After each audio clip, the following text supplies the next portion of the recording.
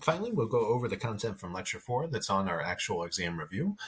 First question, write a sentence explaining the utility or usefulness of archive files. The main thing that they allow you to do is to combine multiple files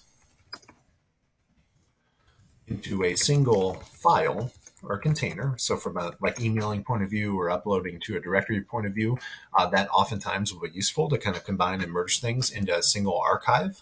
Usually, the container ideal is not the formal word here. We want to use archive, but they also provide some level of compression, which is very useful, again, if you're trying to share a bunch of information of maybe heterogeneous file types, either across email or across uploading to an FTP site or something like Google Drive or whatnot, and you're concerned about the physical size of the files, both for uploading, hosting, and downloading. So write a sentence describing the typical structure of tabular data files. The key thing that you want to remember here from Lecture 4 is that the columns correspond to actual variable names or variables within the file, and the rows correspond to actual samples.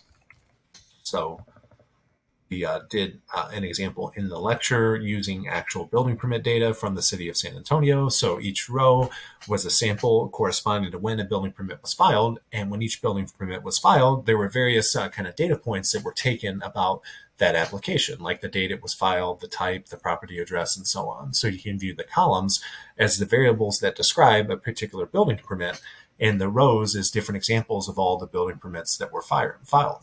So what we want to do here is write a script to take a numerical input from the user between -10 and 10 and compute the squared value of the input and display the result to the command window. So this is very similar to an example that we did during the lecture along with lab 3, if you happen to have done that yet. So I'm just going to write over the test file that I did in the last.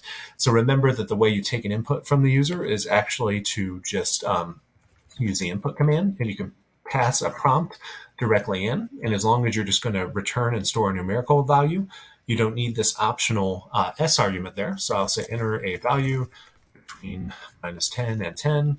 And as I mentioned in the lecture now, we're not doing any actual validation here to make sure that they actually did that.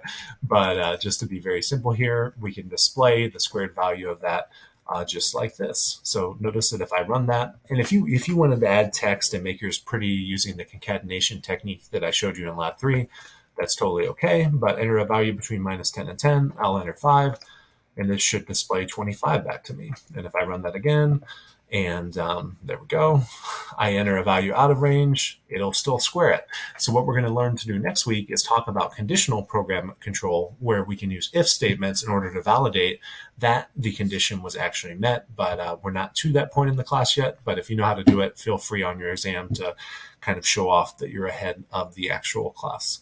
So hopefully everyone will be prepared for the exam. Try to knock it out at the beginning of next week. If you're someone that works during the week, if you work to the weekend, you can just wait. It'll be pretty simple as long as you're caught up. But if you have any questions, feel free to reach out. I'll talk to you all soon.